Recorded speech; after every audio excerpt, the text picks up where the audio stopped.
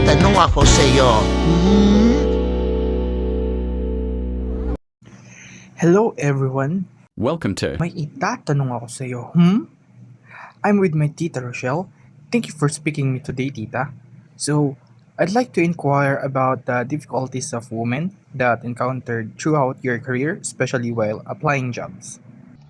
Hello. So, throughout my career, I have witnessed the challenges that women face na kasi. So, kasama doon yung job discrimination. Many of employers kasi mas prefer nila a man over a woman just because they believe na mas capable yung mga men over sa aming mga kababaihan.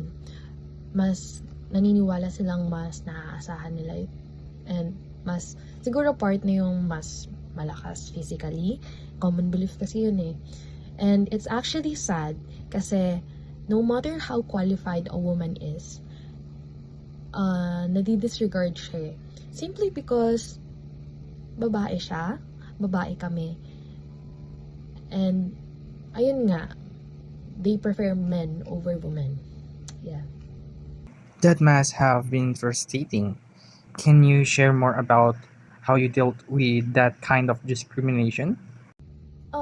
At first it was discouraging, but I'm the type of a person kasi na I refuse to give up.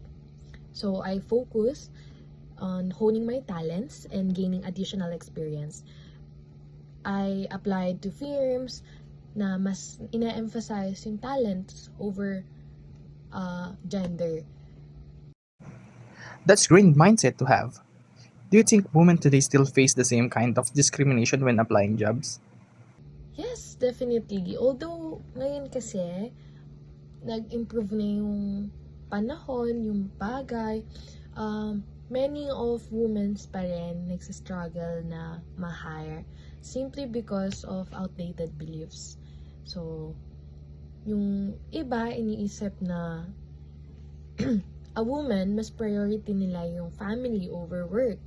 Nagmamaternity leave or mas less yung capability sa leadership role.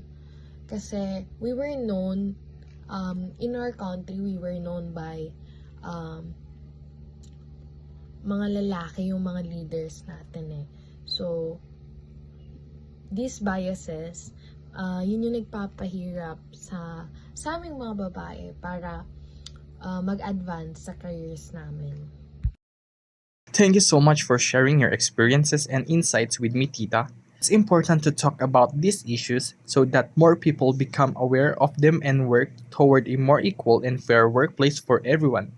I hope this conversation helps and shed light on the challenges women continue to face in the workplace. This is May itatanong ako sa'yo.